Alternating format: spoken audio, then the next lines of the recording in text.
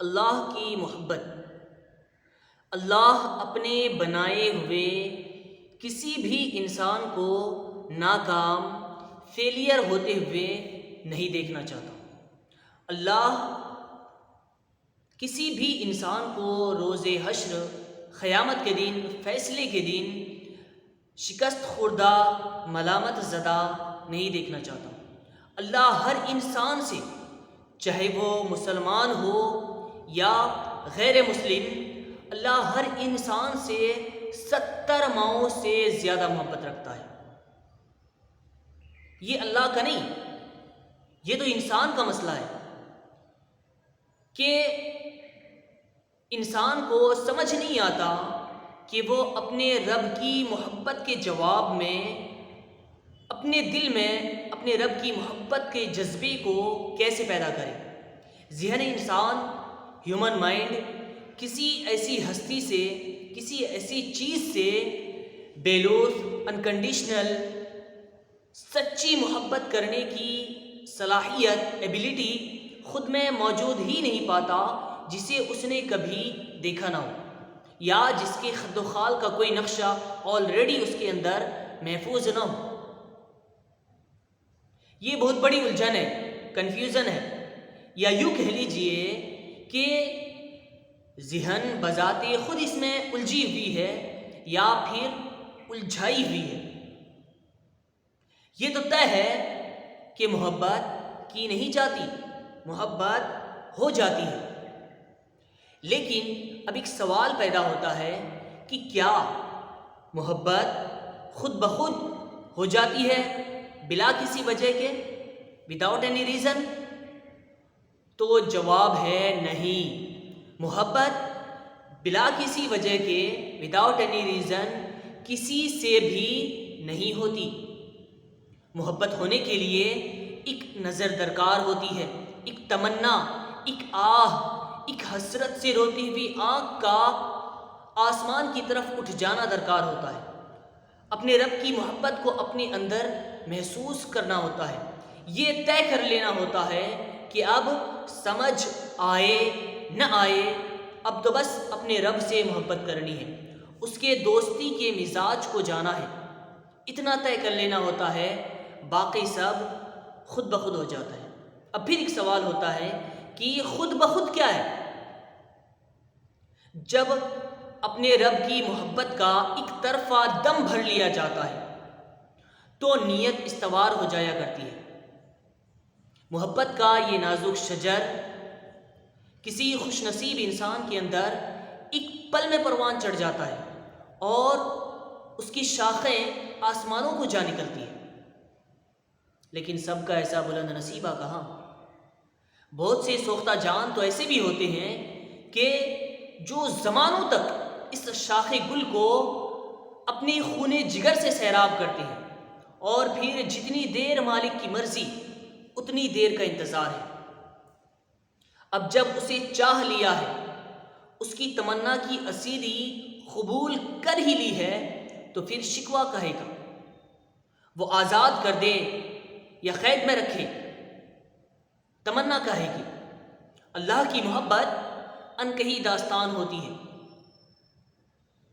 Untold story ہوتی ہے جو کہیں نہیں جاتی، جسے صرف اس کا کردار، کیریکٹر جانتا ہے یا اس کا مصنف، اس کا رائٹر جانتا ہے، جو کہیں نہیں جاتی، سنی نہیں جاتی، بیان نہیں کی جاتی ہے، نہیں دکھائی جا سکتی ہے، یہ بس ہوتی رہتی ہے۔ کون جانے کسے خبر کہ وہ پاک شعلہ ہمارے اس بجھے ہوئے شمع پر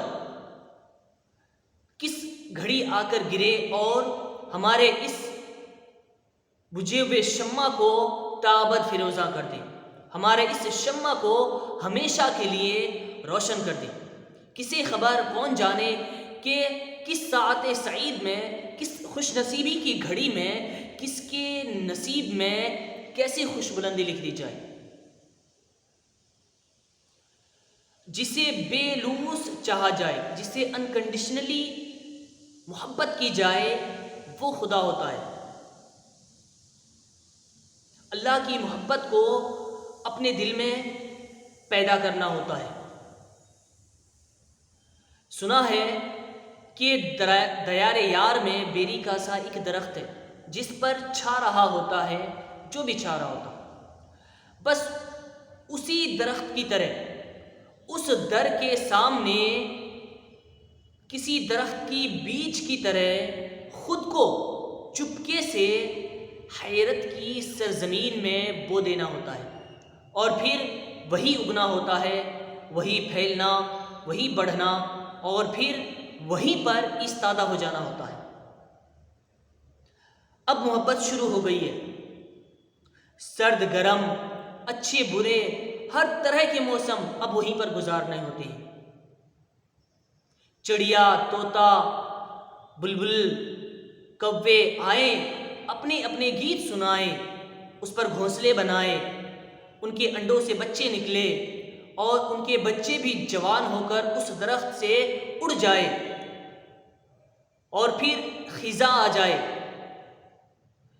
جاڑے کی سرد ہوائیں چلنے لگے، درخت تنہا رہ جائے، اور پھر ایک زمانہ آئے، سورج اپنے قہر برسائے،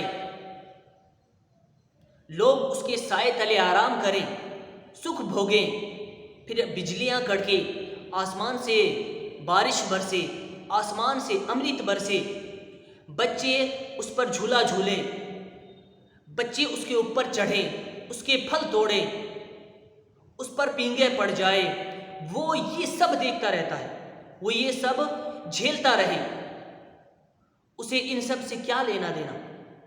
وہ دنیا کے لیے ہے، نہ کہ دنیا اس کے لیے۔ وہ تو کسی کے انتظار میں ہے، کسی کی چاہت میں اس زمین میں گاڑا ہوا ہے، کسی نے چاہا ہے کہ وہ ہو سو وہ ہے، بس یہی محبت ہے۔ اللہ کی محبت میں جب کسی کی آنکھ سے ایک قطرہ بھی آنسو ٹپکتا ہے تو اللہ اس پر جہنم کی آگ کو حرام فرما دیتا ہے۔ اللہ قدردان ہے، وہ جانتا ہے کہ محبت صرف اور صرف سچ ہے۔